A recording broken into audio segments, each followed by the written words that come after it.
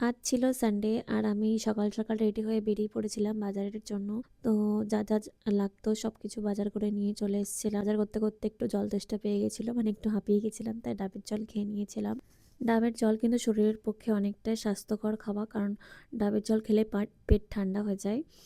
আর আমি বাজার থেকে এসে সব সবজিগুলো গুছিয়ে ফ্রিজে রেখে দিচ্ছিলাম। তারপর আমার কিছু কাঁচা জিনিস ছিল, তো কাঁচাগুলো আমি রোদের দিয়ে এসেছিলাম ছাদেতে। তারপরে ছাদ থেকে এসে একটু অরেঞ্জ খেয়ে নিলাম।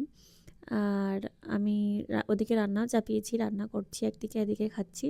তো রান্না করার হয়ে গেছিলো, আমি কয়েকটা বাসন ছিল সেগুলো মেজে নিয়েছিলাম।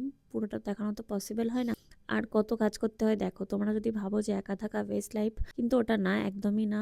যার যার পার্সোনাল চয়েস অবশ্য থাকতে পারে, কিন্তু সব কাজ নিজের হাতে করতে হয়। মাঝে মাঝে ভালো লাগে, মাঝে মাঝে আবার কষ্টও হয়, যেহেতু সব কাজই একা করতে হয়। নিজের রান্নার জন্য নিজেকেই বাজারে যেতে হবে, নিজের বাসন মাজতে হবে, নিজের জামা কাপড় কাচতে হবে, সব নিজেকেই করতে হবে, কেউ তোমাকে করে দেবে না। আর আমার মনে হয় এগুলো সব নিজের ডিপেন্ড করাটাই ভালো, কারণ একটা সময় পর কারোর উপর নির্ভরশীল হওয়াটা আমার মনে হয় না ব্যক্তিগতভাবে খুব একটা ভালো জিনিস। যেহেতু আমরা অনেক বড়ই হয়েছি, তাই নিজের কাজ নিজেকে করাটাই ভালো।